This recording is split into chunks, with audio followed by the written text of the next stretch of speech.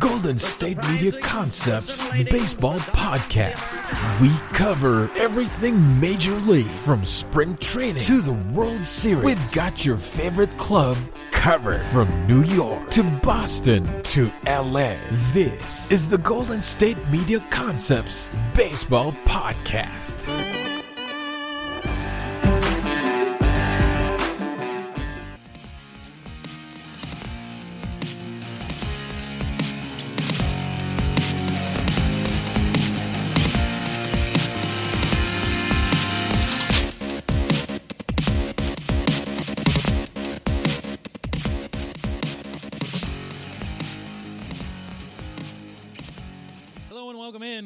Edition of the GSMC Baseball Podcast, brought to you by the GSMC Podcast Network. I'm your host, Kevin Mahalik. It is Thursday, March 11th. Hopefully you guys are having a fantastic week out there. Here in the Northeast, we are finally seeing that springtime weather. We are into the 60s, mid-60s here, and you can see the green grass. You can just smell baseball in the air around here, so hopefully it is the same for you guys out there, wherever you're listening. And you guys are enjoying the weather in the month of March with daylight savings coming up here, and this Saturday night, I believe it is. So we're finally going to see that sunlight all the way down till 7, 8 o'clock at night, and that's pretty much the unofficial ending of winter. I know winter goes a little bit further than that, but once daylight savings hits and that sun stays up till 7, 8 o'clock, that's when my mind really says, hey, it's baseball season. But we got a fantastic show lined up for you once again here today. At the top of the show, we're going to talk about fans in the stands. Where does everybody stand out there? Is your team locally going to be allowing fans to come attend some games? We got some yes, some no. So I'm going to run through all the teams out there to let you guys know where we're at. Then we're going to discuss college baseball here in segment number 2. Give you an update on where we're at after week 3. And then on the back half of the show, I'm going to talk to you guys about the top rotations, the top offenses across Major League Baseball, and give them a ranking here on where I see the top units being across baseball. So let's jump right into it here right off the top of the show.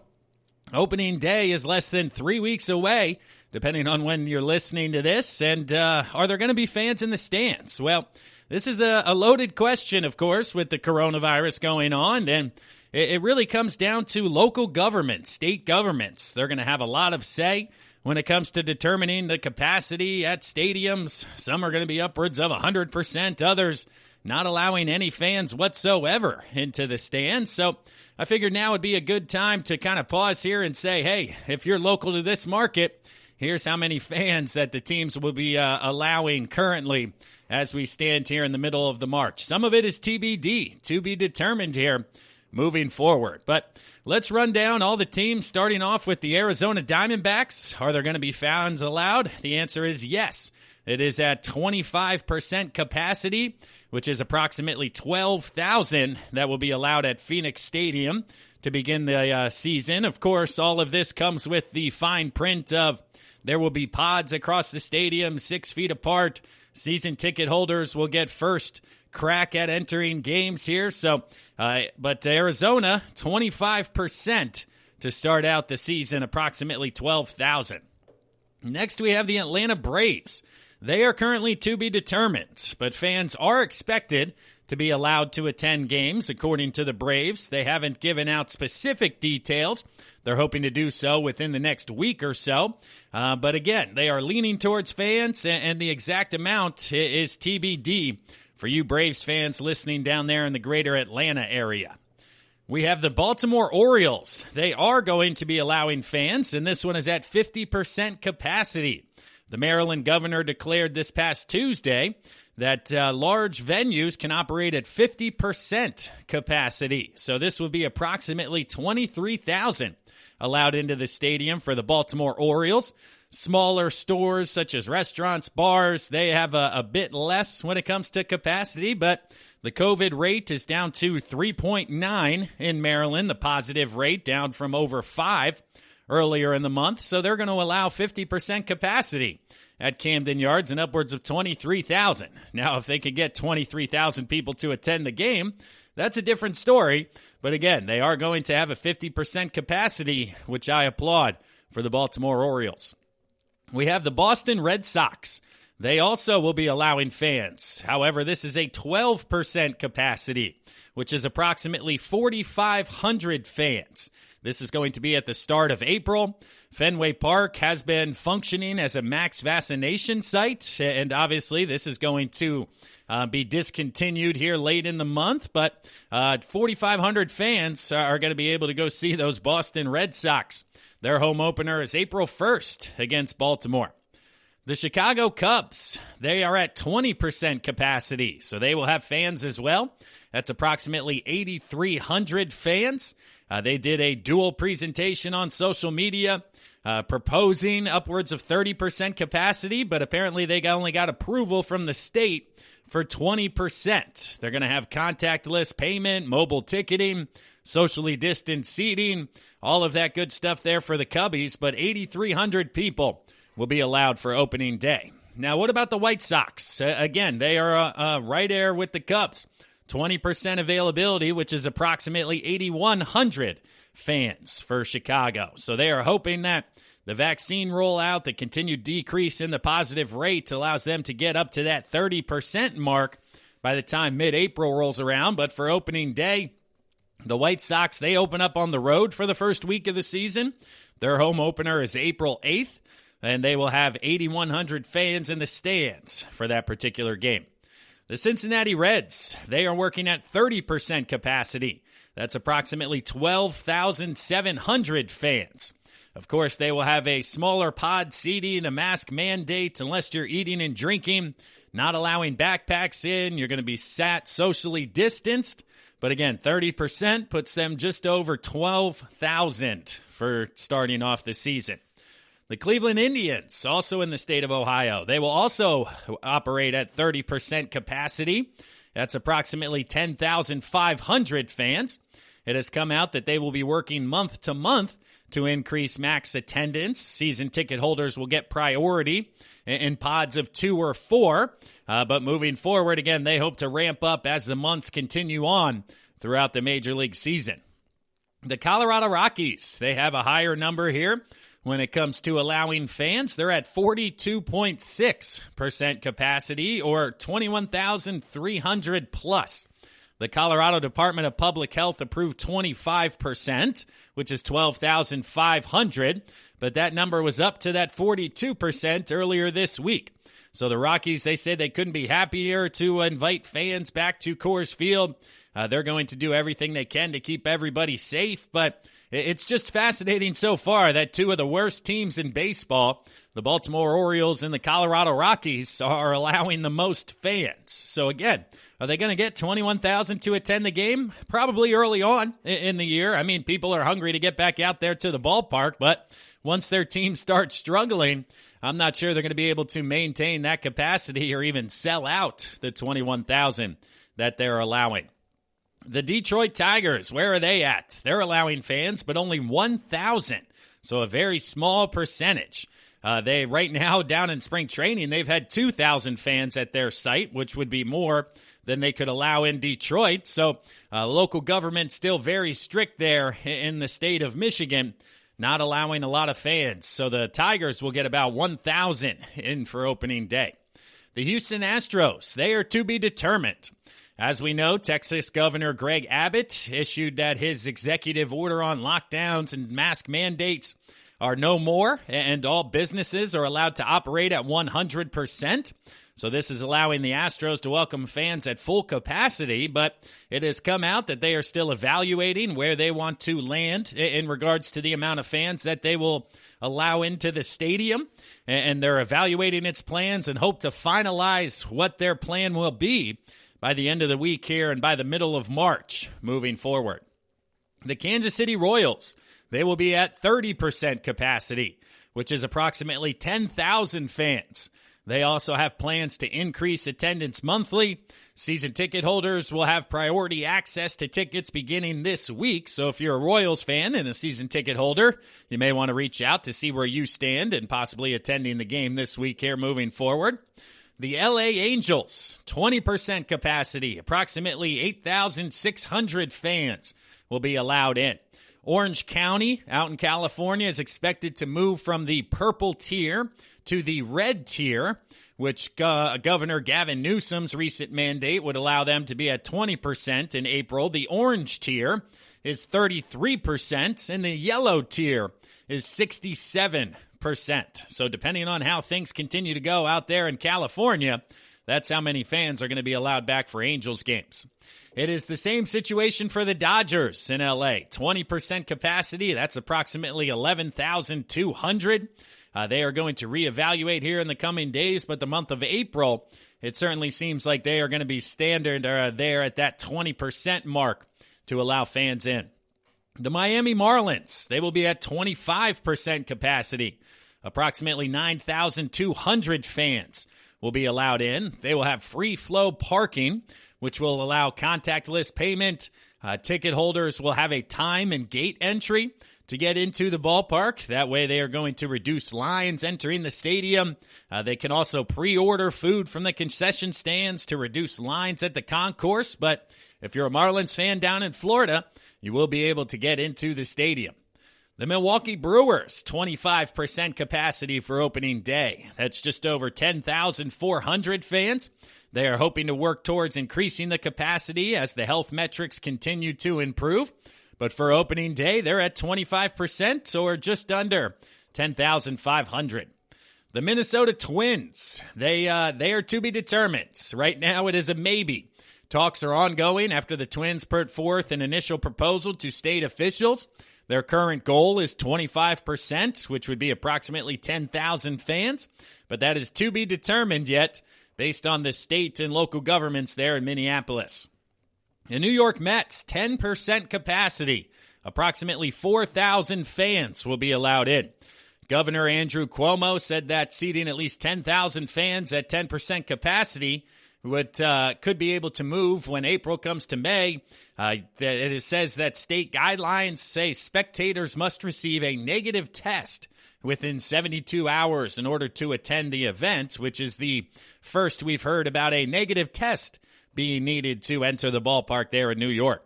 Same answer for the New York Yankees, 10% capacity. That is 5,400. So again, they're going to require a negative COVID test, and they are working to increase that number, but the state of New York is still one of the more strict markets out there when it comes to the coronavirus. The Oakland Athletics, 20% capacity, similar to the others in the state of California. That's approximately 9,400 fans. Again, Alameda County will be moving into the red tier soon, but beginning at 20% is going to be required there in Oakland. The Philadelphia Phillies, they will be at 20%, which will be approximately 8,600 fans. They are only selling tickets through the month of May, as they are hoping at this point they'll be able to renegotiate and reassess where they are when it comes to allowing fans into the stands. They hired a new cleaning team, which will wipe down everything during and after the game, as well as hand sanitizing stations are going to be available. So the Phillies adding new employees to help out bringing fans back. The Pittsburgh Pirates, 20% capacity, maximum of about 7,600 people. This includes everyone in the stadium, including employees. So they don't know how many fans exactly will be part of that 20%. But again, it will be at 20% for the Pirates here moving forward. The San Diego Padres, 20% capacity, approximately 8,000. San Diego County has given them the green light for 20%. Again, California going from purple to red at the end of March in regards to current trends. So they are hoping they will up that intake when it comes to the month of April and May. The San Francisco Giants, 20% capacity. That's 8,250. They are currently under the red tier, which now mandates 20%. In the coming days, the Giants will submit our operational plan for review and approval by local officials, hoping to welcome fans back more in the month of May. The Seattle Mariners, where do they stand? They are to be determined. They have been in contact with local health officials and remain hopeful about the possibility of welcoming fans early in the season. New York Times data shows King County, which includes Seattle, has the second lowest COVID rate among 100 most populated counties in the United States. So they believe they should be allowed to welcome fans back here, but it is to be determined for opening day, April 1st, against the Giants. The St. Louis Cardinals, they're at 32% capacity. That's approximately 14,600 fans. Social distancing will apply, pod seating with 4 or fewer fans, cashless transactions, mobile ticketing. That's basically across the board here, but St. Louis allowing 32%. As we've heard, that's a bit on the high end when it comes to Major League Baseball. The Tampa Bay Rays, they are starting at 16% capacity, which is about 7,000 in regards to fans per game. There's been no word whether they look to change that. They've also scrapped season ticket locations to ensure social distancing, and they have a season membership level ranging in price moving forward, but they will have fans when it comes to opening day. The Texas Rangers, to be determined, similar to Houston. They are trying to understand the recent sanctions that were lifted by the governor. Can they work at 100%? They had roughly 11,000 fans when it came to last year in the playoffs, the World Series down there in Globe Life. So they are currently working through the logistics to see how many fans they can safely bring back to the stadium. The Toronto Blue Jays, who will open the year down in their Florida complex, they are still not allowed to be in Toronto due to Canada's COVID restrictions, and they will work at 15% for the spring training facility. Their first 2 homestands will be down there, and currently 15% would be just about 1,200 fans. All capacities 8,500, so TBD on if they'll be able to up that for the Blue Jays. And then lastly, we have the Washington Nationals, who are the only hard no on the list right now. The Nats were approved to open the ballpark in order to have their games at home by the District of Columbia Homeland Security, but no fans will be allowed. The rate of the virus spread and vaccination rate could change that, and they are hoping to update their announcement in mid-March. But as of right now, the Washington Nationals are the only ones that have said no dice when it comes to fans here for opening day. But that'll do it for segment number 1 of the GSMC Baseball Podcast, brought to you by the GSMC Podcast Network. We'll step aside here for a word from one of our sponsors and one of our sister shows, but when we come back, we're going to get into a little bit of college baseball conversation. They just wrapped up week 3 of the college season. I'm going to give you guys an update on the top 25 so you can follow along and see how the college season's going. So stick around, everyone. I'm your host, Kevin Mahalik. We'll be right back after this. This is your ultimate stop for everything sports. The Golden State Media Concepts Sports Podcast. Should I say more? From the NFL, MLB, the NBA to MMA, it's all in here. The Golden State Media Concepts Sports Podcast. Listen now.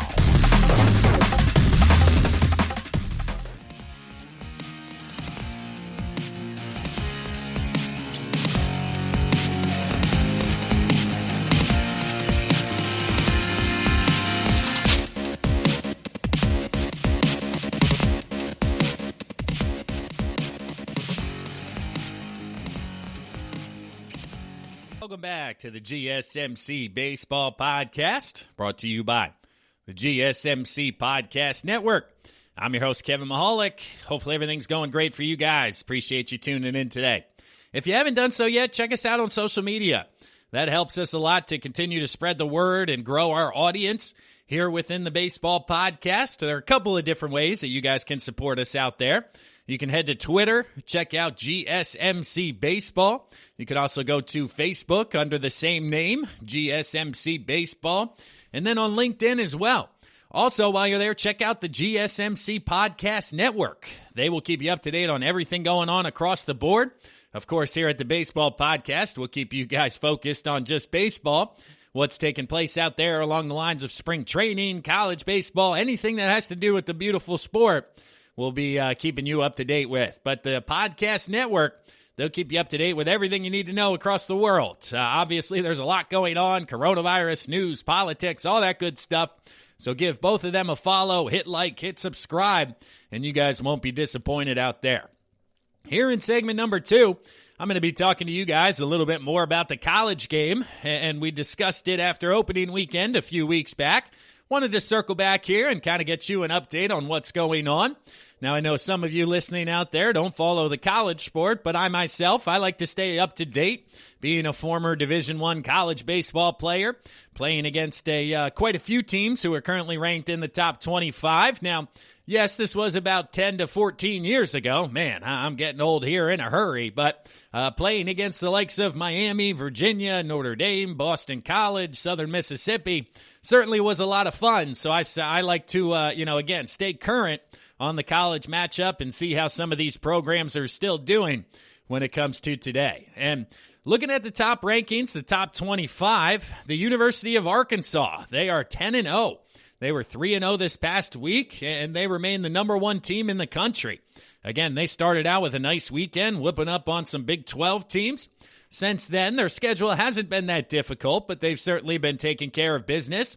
They had a 4-game sweep over Southeast Missouri State, followed that up with a 3-game sweep of Missouri State, and they don't get into their SEC action until next weekend, the weekend of the 19th, 20th, and 21st.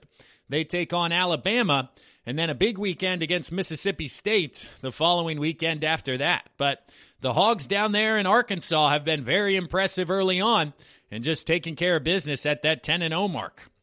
The number 2 team, we have the Vanderbilt Commodores. Vanderbilt comes in at 10-1. Their only blemish on the season came against Georgia State. They were able to take 3 out of 4 in that series, and they faced Georgia State, Western Kentucky, and then most recently Illinois, Chicago, taking care of business. So they've been able to perform here, taking care of business, like I mentioned, 10-1 on the year. But their Big 12 slate starts this weekend with a trip to Oklahoma State, which should start to challenge them, or that's out of conference for them as they're in the SEC. So their conference starts a weekend after that against South Carolina. But this weekend series against Oklahoma State should be a nice barometer to see if this team's actually the real deal or not, or if they're just beating up on some pretty bad teams here early from their schedule. The number 3 team, Mississippi State. I talked about how they have a matchup coming up with Arkansas in a couple of weeks. Mississippi State currently 9-3. They have losses to TCU, Tulane, and Kent State. The Kent State loss is probably the most disappointing on the season. And this weekend they have a series coming up with Eastern Michigan, so they should take care of business there, where their real season starts the 19th, 20th, and 21st with a series against LSU, and then the following weekend against Arkansas. So mark your calendars here now, the weekend of the 26th of March. There's going to be great college baseball between 2 top 3 teams and a weekend series in the SEC. Now, the SEC is just running college baseball right now. I mean, they have the top 5 teams with Ole Miss coming in at number 4, 11-2. Their only losses come from losing the series against UCF early in the year, but since that point, they've been able to run out 6 straight. They have one more non-conference weekend against Louisiana Monroe before they get into conference against Auburn and Alabama in the upcoming weekend. So we'll find out a little bit more against Ole Miss, but they have a nice rotation at the top and have certainly been impressive here early on. Rounding out the top 5, we have Florida. Again, the 5th SEC team in the top 5. They are currently 10-3. 2 of their losses coming to Miami, one of them to Florida Atlantic, but they have a nice early slate here.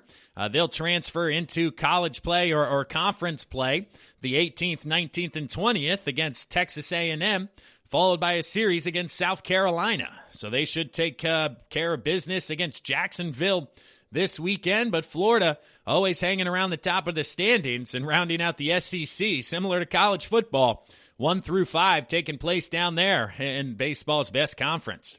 Now we start to bounce around a little bit. Now you see the ACC kind of get involved, a few Big 10 teams, Big 12 teams as well. Number 6, you have the UCLA Bruins. They are currently 9-3 on the year.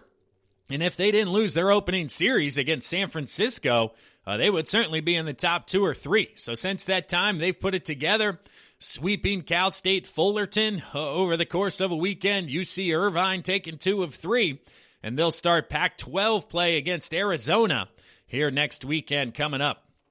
Let's see, number 7, the ACC gets on the board with Georgia Tech, followed by number 8, Miami. Now, who's the top team in the ACC? This is where the top end is very not deep, but very competitive. So the bottom half of the ACC, there seems to be a drop-off here early in the season. But when you get to the top half, there's a lot of teams that you can discuss. Again, Georgia Tech, they are 5-1 already in ACC play. The ACC jumped right into conference play. You guys have heard the SEC is starting that here in the coming weeks. So the ACC went right into action. Georgia Tech swept NC State and then took 2 of 3 against Louisville, who was one of the biggest droppers in this most recent rankings, as they've had a tough start to the season. But Georgia Tech next on the list is a home series versus Pittsburgh. So they'll welcome the Panthers down to face the number 6 ranked team, 7th ranked team, Georgia Tech. At number 8, we have Miami. They are 6-4 and 3-3 in the conference. But they've had a heck of a schedule here early on. They took 2 of 3 against Florida. Now they lost 2 of 3 to Virginia Tech, who surprised some people here early on this year, as Georgia Tech was also to win a series, or Virginia Tech, was also able to win a series against North Carolina to be impressive early on, and then taking 2 of 3 from NC State. So Miami just continues on. Next they'll face Wake Forest, followed by Florida State, and the ACC gauntlet just continues if you're a squad down there. Number 9, Texas Tech. The Big 12 gets on the board. They are 9-3 overall, but have yet to start conference play. They also lost their first 3 games. So the Red Raiders have won 9 in a row. They have wins over Houston Baptist, Texas Southern, Texas State, Sam Houston, Texas A&M Corpus Christi.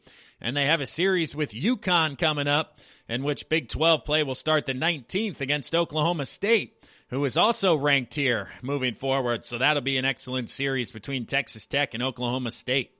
Now, number 10, we have Louisville. Louisville, again, has been a bit of a disappointment. They are 1-2 in the ACC, 8-4 overall, and losing that series at Georgia Tech was a bit of a stinger for them. Now, their next series coming up against Boston College, who has a very high ranking at 17 overall. This is the highest they've been in program history, and their start at 9-2. So Louisville will look to get back on pace here this weekend with a tough set against Boston College. And Boston College started the year by taking 2 out of 3 from Duke. They have wins over Auburn, taking 2 out of 3. And then next up, Louisville, with a chance to continue that trajectory upwards here, as their program is off to the best start it's had, potentially in the history of its program. Number 11, TCU. They are 8-3 on the year. They haven't had a Big 12 conference game yet. They started out losing 2 of 3, so they've gone on a nice run since then. Series sweep over Liberty, a lot of local games, but they have lost 2 straight. So they lost 2 of 3, won 7 in a row, and then have been upset here twice in a row before they go to Gonzaga to have their next conference weekend. Number 12, South Carolina. They continue to shoot up the board here. They are 10-0 on the year. 4-0 last week. They got a sweep over Clemson, a sweep over Dayton, and a sweep over Mercer on their schedule. And now they'll have a Big 12 matchup with Texas. They will travel to Texas to face off against the Longhorns. So we'll learn more about the Gamecocks of South Carolina here as we continue through this weekend. I mentioned Oklahoma State at 13. Next we have East Carolina at number 14. Currently 10-2 on the year. They have won 4 straight, including a sweep over Appalachian State and a nice non-conference win against Duke. So they'll face Charlotte and then Illinois State, St. John's, Cincinnati as they transfer into conference play here in the American Athletic Conference moving forward. The Tennessee Volunteers come in at number 15. Tennessee, they are currently 11-3 on the year. They lost a couple to Indiana State, but bounce back against Georgia State. Coming up next, UNC Greensboro, before they get into conference play against Georgia, LSU, and Alabama over the coming weekends. Oregon State at 10-1 has moved up in the rankings up to 16. They've gone on a nice run. They lost opening day to Kansas State, but have since won 10 straight. They open conference play this weekend against Oregon, followed up by a trip to Washington State to ultimately find out if the Oregon State Beavers are for real.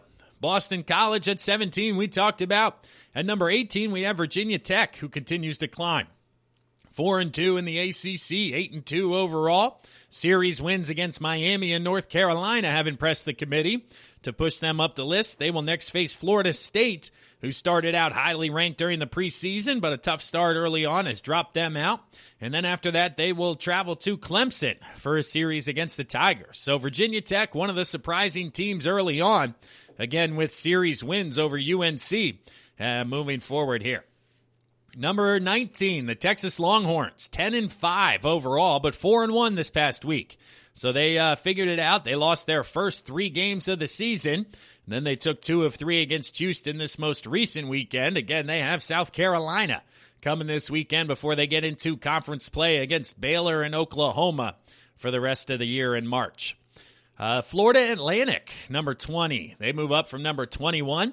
I played Florida Atlantic during my time in college. Hit a home run down there at that park. Beautiful complex for Florida Atlantic. They are currently 8-3 on the season. They took a midweek loss to Miami this past week by a score of 11-2. But now they're getting into the meat of their schedule with UCF, South Florida, and Marshall coming up over the next couple of weekends here. Let's talk about LSU at number 21. They are 9-3. They had a bit of a tough week this last week at 3-2 with losing 2 out of 3 to Oral Roberts. That dropped them down in the rankings here. That's a tough loss of a series against Oral Roberts. They have quite a few single games coming up. There's a tournament in LSU, and then they will open conference play the 19th against Mississippi State. So that'll be a chance for them to bounce back there and shoot up the rankings as Mississippi State currently ranked 3rd. UC Santa Barbara, they jumped or fell all the way from number 7 to number 22 after going 0-4 this past weekend with all 4 games losses against Oregon. So they had come into this at 6-1, sweeping Pepperdine, taking 2 of 3 from Santa Clara. But now they will travel to San Francisco, follow that up with Cal State Fullerton. And UC Santa Barbara is looking to bounce back after an extremely tough weekend against the Ducks up there in Eugene. West Virginia will stick around at number 23. They are 4-3 on the year. They split a series with Georgia State and then took 2 of 3 during a baseball tournament there in Conway, South Carolina. They've had recent postponements due to COVID, but they will get back at it here against Central Michigan and following that up with trips to Morehead State and Coastal Carolina to get the ship right. Number 24 is Arizona. They enter the rankings for the first time. They are 10-2. They lost 2 out of 3 to start the season and since have won 8 in a row, including 2 games against Oklahoma where they scored a combined 32 runs. Now their next series this weekend against Wichita State will prepare them for conference play opening against UCLA in a couple of weeks. And number 25, we have the Notre Dame Fighting Irish. They are 4-2 this year. 4-2 in the ACC, only playing conference games. 2 conference wins to start the year, taking 2 out of 3 at Wake Forest and 2 out of 3 at Clemson. So 2 series wins on the road. Very impressive for the Irish, and they'll continue this as they travel to Virginia here this weekend. Now, Virginia dropped out of the rankings after a 2-2 week, going 6-5 overall as they lost the series to Florida State this past weekend, also losing a series to North Carolina earlier in the year. And then North Carolina also dropped out of the rankings. They lost this weekend to Virginia Tech after taking 2 out of 3 from Virginia, and they will have Clemson here this weekend to try to right the ship moving forward. So that's the top 25 in Division I baseball. Hopefully you guys are staying up to date with what's going on at the collegiate level since we're not quite at game action for the major leagues here just yet. I like to keep you guys posted on what's going on at the college level so you guys can see those top picks before ultimately they are chosen in next year's draft. But that'll do it here for segment number 2 of the GSMC Baseball Podcast, brought to you by the GSMC Podcast Network. I'm your host, Kevin Mahalik.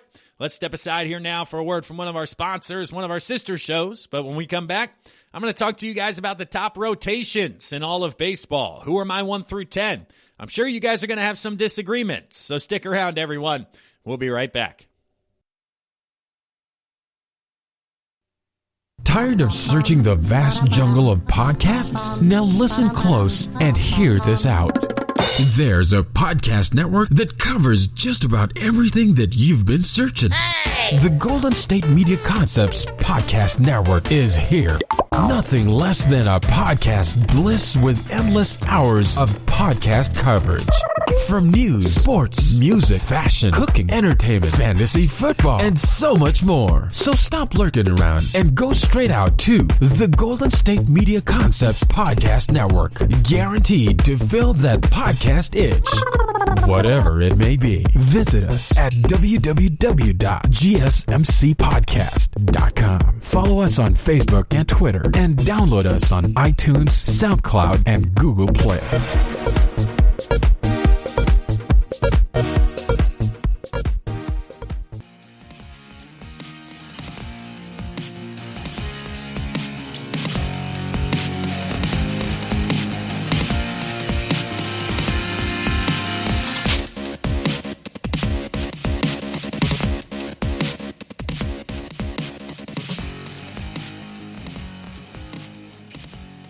Hello again, and thanks for listening to the GSMC Baseball Podcast, brought to you by the GSMC Podcast Network.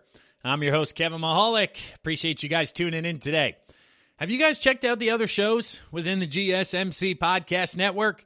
You really should. Do yourselves a favor. Wherever you're listening to this, whether it's Apple Podcasts, Spotify, Stitcher, Google Play, first, like, subscribe, rate, and review to the podcast. That way, when the shows come out here almost on a daily basis, as we transition into the regular season, the episode will be pushed right to your phone. You know, you'll hit that podcast icon, hit that scroll down so it refreshes for you, and right there, you guys will get the new episodes the moment they're released.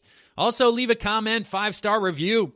That goes a long, long way for continuing to help us grow, continuing to shoot up the charts as people, search baseball podcasts. That'll allow us to pop up very early on in those search keys. But if you haven't checked out the other shows as well, go to that magnifying glass, go to that search icon, just type in GSMC, and you're going to find 20, 25, 30 different shows that you guys are going to follow with fantastic hosts. There's a business podcast, health and fitness. You got the NBA podcast, NHL, college football, NFL. And if you're into more than just sports, there's a books review podcast. You got politics, movies, music, whatever it is, whatever hobby you're into out there, there's a podcast for you, bringing you guys quality content and keeping you up to date on the latest and greatest going on across every industry out there. So hit that search bar, GSMC, as well as like, rate, and review the podcast. I certainly appreciate it out there. So now we're jumping into the best rotations across Major League Baseball. And who is 1 through 10? Now, when you get to the bottom of the list, it kind of gets a bit more clunky. But I have some surprises at the top, all right? I think there's some rotations being undervalued and some rotations being a bit overvalued here at the top of the list. But number one, there isn't a lot of argument to be had here. I mean, with the addition of Trevor Bauer, the LA Dodgers are right at the top of the list. Could they have one of the best rotations of all time? Potentially. I mean, last year, they had the best ERA for a rotation at 3.29, and since then they added Bauer, who had the National League's best individual ERA at 1.73, and also they get back David Price, who opted out last year due to coronavirus, and Price has a Cy Young, Bauer has a Cy Young, Clayton Kershaw has 3 Cy Youngs, and not to mention Walker Buehler, who the youngest out of all of those guys at only 26, could be one of the best postseason pitchers of all time. I mean, he's got a 2.3 ERA in the playoff start, so if he can carry that over to the regular season, that would be excellent. And then after those 4 guys, the battle for the 5th starter between 24-year-old Julio Urias, who had a 3.2 ERA. You have 23-year-old Dustin May, 2.57 ERA, and 26-year-old Tony Gonsolin, who had a 2.3 ERA. So which one of these guys is going to be the 5th starter?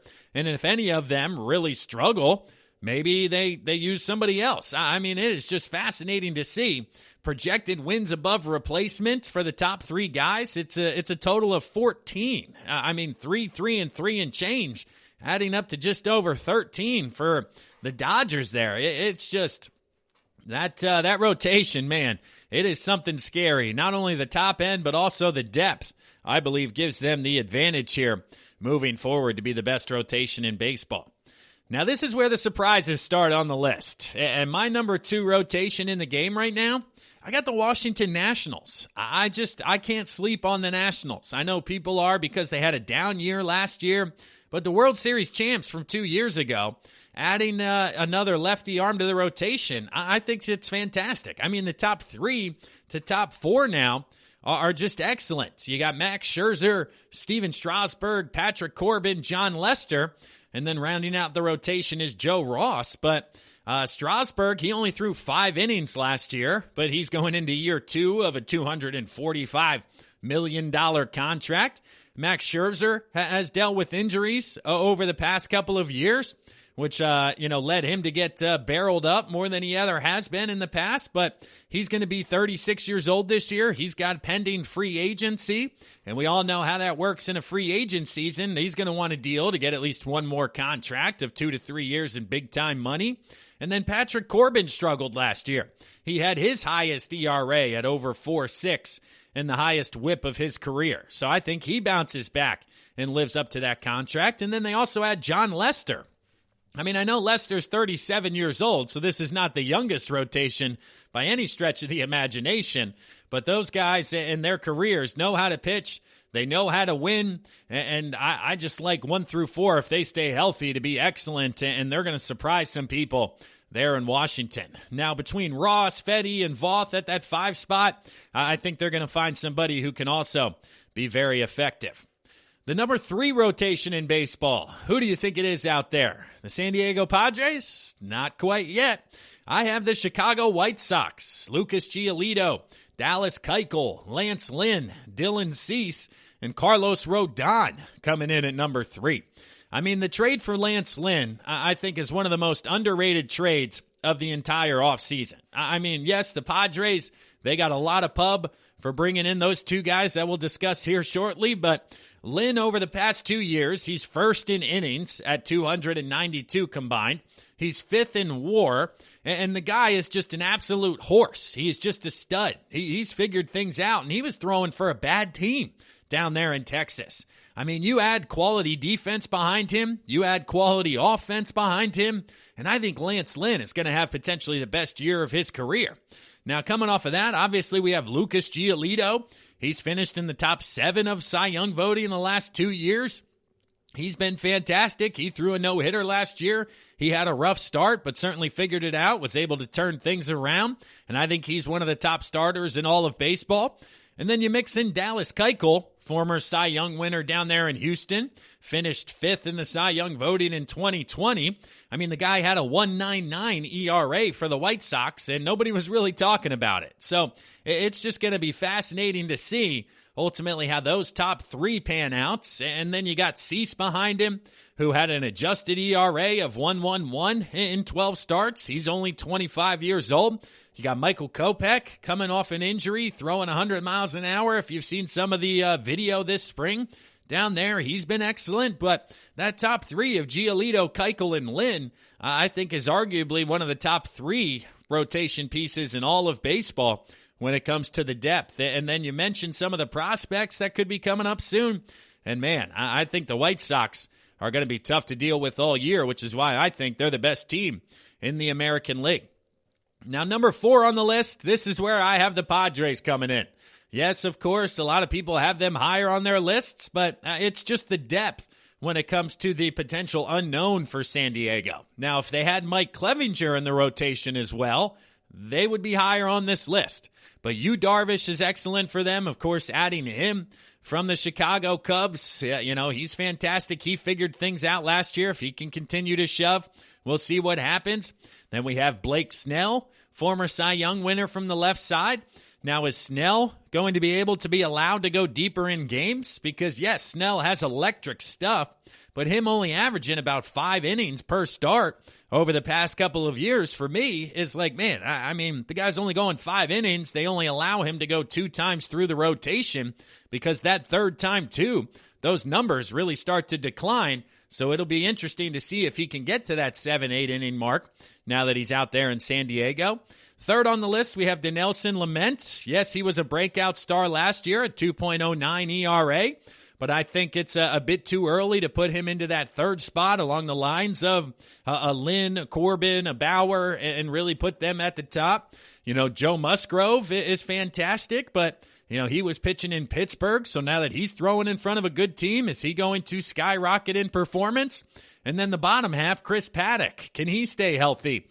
You also have Mackenzie Gore behind him, Adrian Moron, Morjan, Ryan Weathers. So I like what San Diego has, but I think their depth is more of a strong suit than the top end of the top guys, which is why I put them fourth on my list.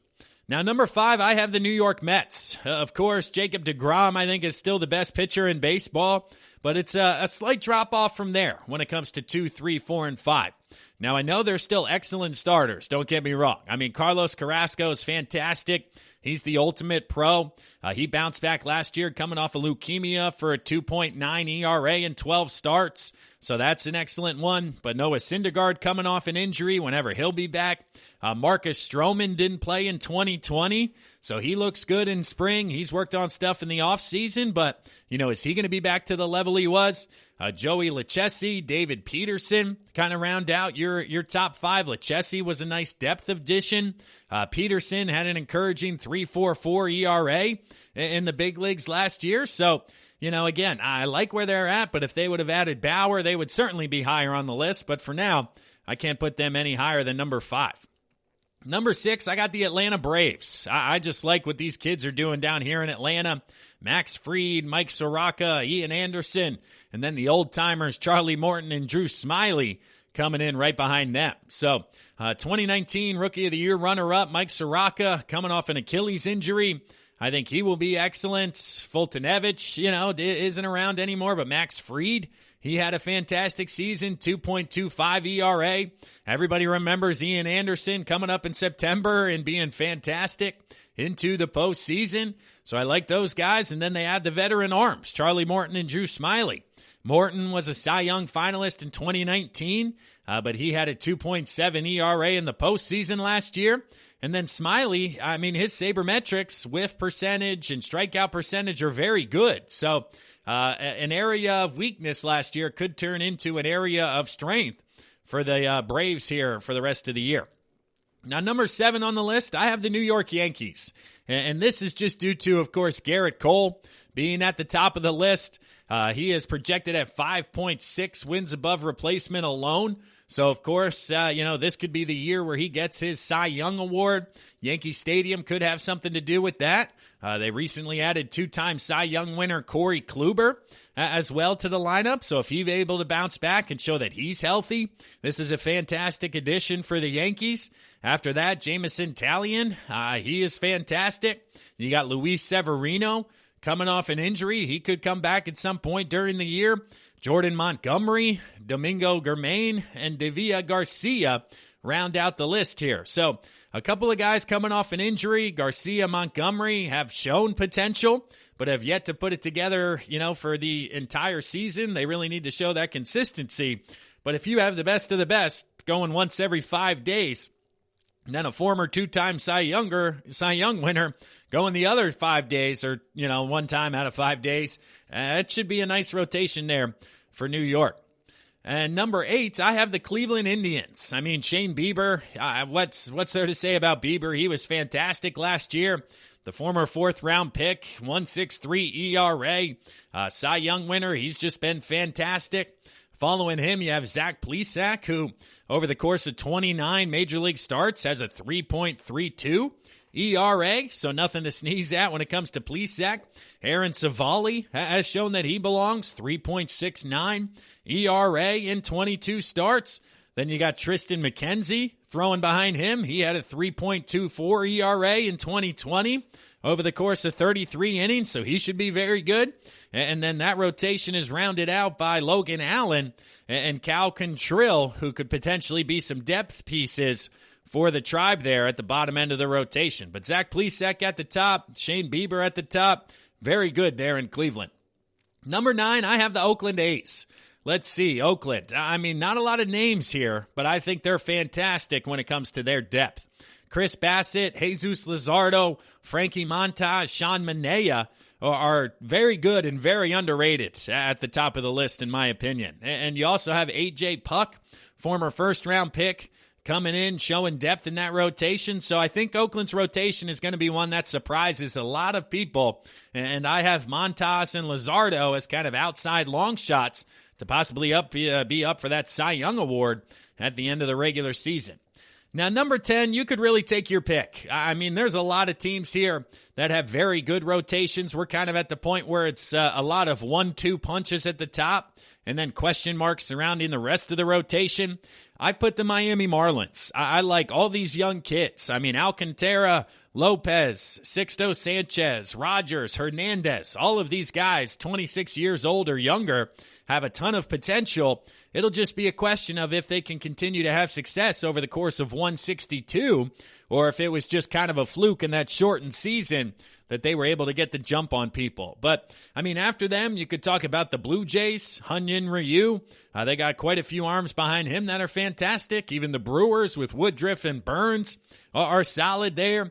You got the Phillies with Nola, Wheeler, and Eflin at the top three are good. The Reds still have Castillo and Sonny Gray. The Twins, they have Kenta Maeda and Jose Barrios. They brought in J.A. Happ. The Astros, losing Valdez may hurt them, but Javier, they got Greinke down there, signed Odorizzi, they have McCullers Jr., so it's going to be interesting to see which team ultimately has the most success at the bottom half of their rotation there. But that'll wrap it up here for segment number 3 of the GSMC Baseball Podcast, brought to you by the GSMC Podcast Network. We're going to step aside one last time here, but when we come back, I'm going to talk to you guys about my top-rated offense across Major League Baseball. Kind of go through the rankings 1 through 32, talk about the heart of the order, who's going to be the toughest lineup to get out over the course of 27 outs. So stick around, everybody. I'm your host, Kevin Mahalik. We'll be right back after this. Want to know the latest in soccer? Then listen to the Golden State Media Concepts Soccer Podcast. From MLS, the World Cup, and the Premier League, we've got you covered. The latest updates, the hottest matches, and news on the league's top players. It's the Golden State Media Concepts Soccer Podcast. David Beckham scores a goal to take England all the way to the World Cup finals. Listen now.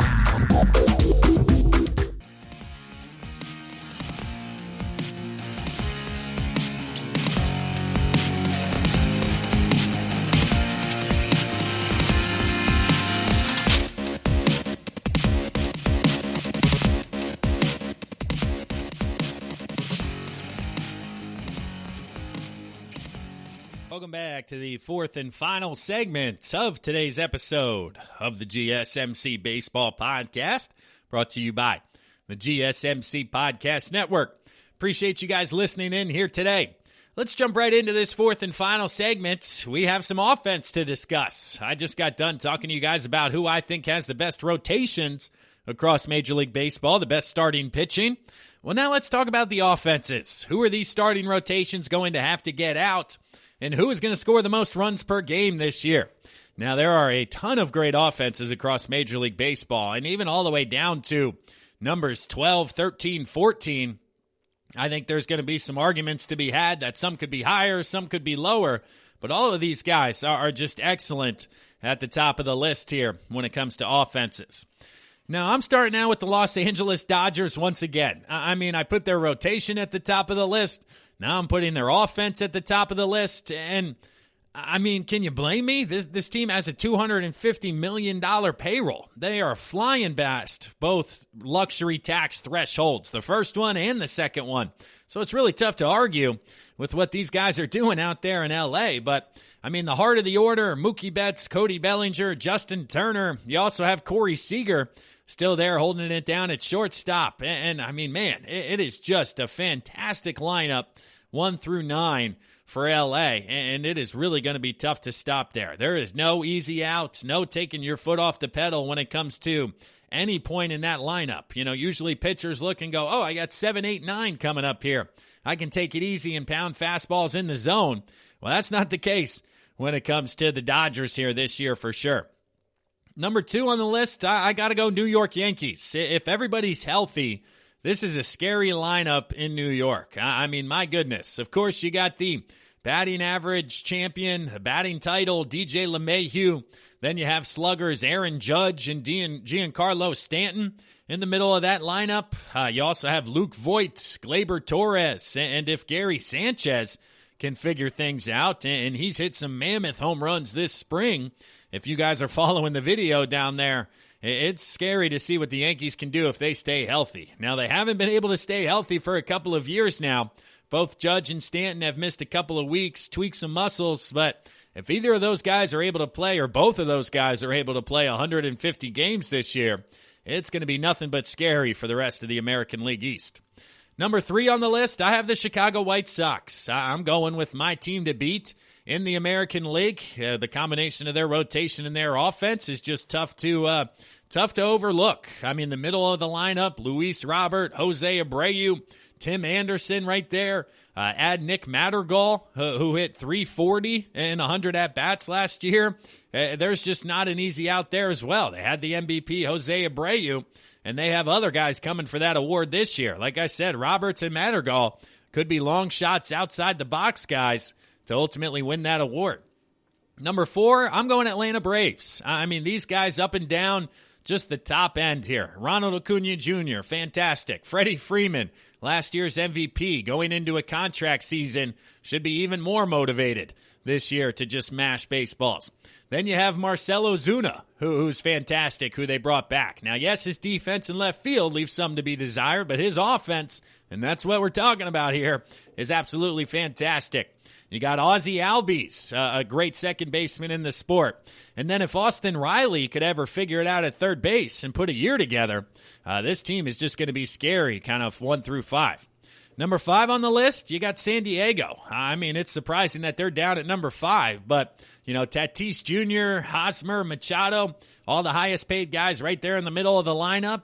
Personally, for me, it's a bit of their depth as to why they're not at the level of those top teams that I mentioned here earlier in the segment. You also have Tommy Pham. If he's able to continue to improve and put together a nice offensive year, that's going to do a lot for the depth of the Padres offensively for helping them continue to mash. Number 6, Minnesota Twins. I mean, these guys are good. Josh Donaldson, yes, he's up there in age, but he continues to crush baseballs. Hopefully he can stay healthy over there at the hot corner for them. They brought back Nelson Cruz as a designated hitter who just seems to be an ageless wonder. I mean, the guy's age 35 through 38 seasons have been better than his age 32 through 35 seasons. So what he has done continues to just impress. Then you got Max Kepler, Miguel Sano, Byron Buxton, kind of supplementary pieces that can get hot for weeks on end. And we all know that offense there in Minnesota is going to be one to watch. Number 7 on the list, I'm going to go with the Houston Astros. I just like who they brought back. They brought back Michael Brantley, and they have the other core guys here for the rest, for at least one more year. Jose Altuve, Alex Bregman, Carlos Correa. Those guys really turned it on in the postseason, as you saw. And then adding Yordan Alvarez, the 2019 Rookie of the Year, who missed a ton of time last year. It's just tough to argue with what he did in 2019. And you multiply those numbers out over 162, it's one of the best offensive seasons in the history of baseball. So I'm putting Houston up there and a fantastic offense. Number 8, let's go Toronto Blue Jays. I mean, all these kids continue to just develop. Another year older. Vlad Guerrero Jr. lost some weight, so his bat speed is increasing. He was late on some fastballs last year in the zone because he came in a bit overweight, so now he's catching up to those. He could be up for a huge jump this year. You got Bo Bichette, who's fantastic at that second base spot. He rakes. And then the additions of George Springer and Marcus Semien make them a much more deep lineup, a much more potent lineup here moving forward, and should rain some havoc in the American League East. Number 9 on the list, I'm going with the Angels. Again, this is based on health, but the middle of that lineup with Ohtani, Trout, and Rendon should be fantastic. I mean, Trout's only getting better. Ohtani has showed massive pop this spring. It's just been super impressive what he's done, both pitching and hitting. And then Anthony Rendon, an outside candidate to be the batting league champion in the American League. Watching him in Washington for years as a Phillies fan, that guy is just a great, great hitter. And you mix in David Fletcher, who's a complimentary piece, and the Angels have a very nice offense. Next, you got the Mets. They've added a bunch of depth pieces this year. They add Lindor, who's not a depth piece. He's one of the top guys. They add McCann. They have Jeff McNeil, Pete Alonso, Dominic Smith, Michael Conforto. So all those guys, this offense should be electric for the Mets here, and there's really not an easy out until you get to the bottom of that lineup. Number 11, the Philadelphia Phillies. And this offense could be higher depending on how Alec Bohm continues to develop. He came up for a month and a half last year and finished second in Rookie of the Year voting. So if he continues to develop, he looks to be physically stronger. He had a monster home run to center field earlier this spring. They brought back Didi Gregorius, and they were a top 10 offense last year. And then, of course, Bryce Harper and JT Realmuto, the best offensive catcher in baseball and a guy who's a perennial MVP candidate. Now, the wild card here is Rhys Hoskins. This guy's as streaky as it gets. He came up, lit the world on fire, but then he got too pool happy, too launch happy. If he's able to stay through the middle, kind of work towards right center field gap, this offense gets a lot deeper and can certainly become scary. You got McCutchen coming off an injury now, 2 years to remove. He's moving better out there in left field. So it is a nice deep team here when it comes to the offense. Number 12 on the list, let's go with the Cardinals. The middle of the lineup, maybe they don't have the depth pieces as some of these other guys, but Nolan Arenado, still one of the top hitters in all of baseball, still one of the top offensive guys. Paul Goldschmidt continues to rake and hit home runs, and then you got prospect Dylan Carlson coming up here, who I think will continue to develop and continue to improve. And it makes the Cardinals a nice lineup there. Yadier Molina coming back. He still hits, so it'll be fascinating to see how they fill in the rest of that lineup there. Number 13, let's go with the Washington Nationals. Just based on Juan Soto alone, I got to put these guys near the top of the list. I think Soto is going to win the MVP in the National League this year. That guy is so impressive. If there's one guy in baseball who, when he comes on the television and he's hitting and you don't leave the room, that may be Juan Soto for me. Just watching this guy swing is absolutely a joy. Now they add Josh Bell. They added Kyle Schwarber. They also have Trey Turner still in the lineup here. So I like the middle of that lineup along with that rotation, and that's why I have Washington as an outside-the-box candidate here moving forward. Number 14, the Boston Red Sox. Xander Bogaerts is excellent. J.D. Martinez still in the middle of the lineup. Rafael Devers has certainly overperformed and shown that he's fantastic offensively. You mix in Alex Verdugo now coming over from the Dodgers, and you got a nice lineup there in Boston. It's just a matter of if their pitching staff is going to be able to help complement that offense to win some games. Number 15, the Tampa Bay Rays. Randy Arozarena, what he did in the playoffs last year, if he's able to come anywhere close to that success during the regular season, this offense is going to be just fine because he essentially carried them by himself to the World Series. You mix in Brandon Lowe, who started out the year hot. There was one point where he was the favorite for American League MVP. If he continues to hit, he'll be just fine. You got Austin Meadows, among others, down there in Tampa. So it'll be interesting to see what happens here. Number 16, let's go with the Milwaukee Brewers. A lot of this is based on Christian Yelich returning to form. He had a terrible 2020 season, but, was it just an extended slump or was it a decline? I like to think he's going to get back to MVP form and be just fine for them. Also, they bring back Lorenzo Cain, who opted out last year due to COVID protocol. He will be back. He's excellent offensively. Keston Hiura seems to be a nice addition along with Colton Wong. So their offense, although not great, certainly very good down the middle. Now the Cubs, again, a couple of guys who've had some tough years, but based on name alone, they're very solid. Chris Bryant, Anthony Rizzo, Javier Baez, you add Jock Peterson to fill the hole that Kyle Schwarber left when he went to Washington. So the middle of the lineup for the Cubs, they should score some runs and not be easy outs there. Number 18, let's go with the Cleveland Indians. Jose Ramirez, Eddie Rosario, Franmil Reyes. those guys 1 through 3 there are very good. Of course, losing Lindor will drop them down, but they also added Rosario to the outfield, who's solid offensively. So I like where the Indians are at. You got the Oakland A's next up. Ramon Laureano, Matt Chapman, Matt Olson. The middle of the lineup there is solid at number 19 for the Oakland Athletics. Number 20, I have the Cincinnati Reds coming in. Castellanos, Votto, and Suarez kind of going through the middle of the lineup there. Now, some of the other pieces here are a bit of a struggle, and now that we're into that 21 mark, this is where things really start to kind of drop off offensively, but, we'll continue through here quickly at the end of today's show. Let's see. Let's go with the Royals at 21.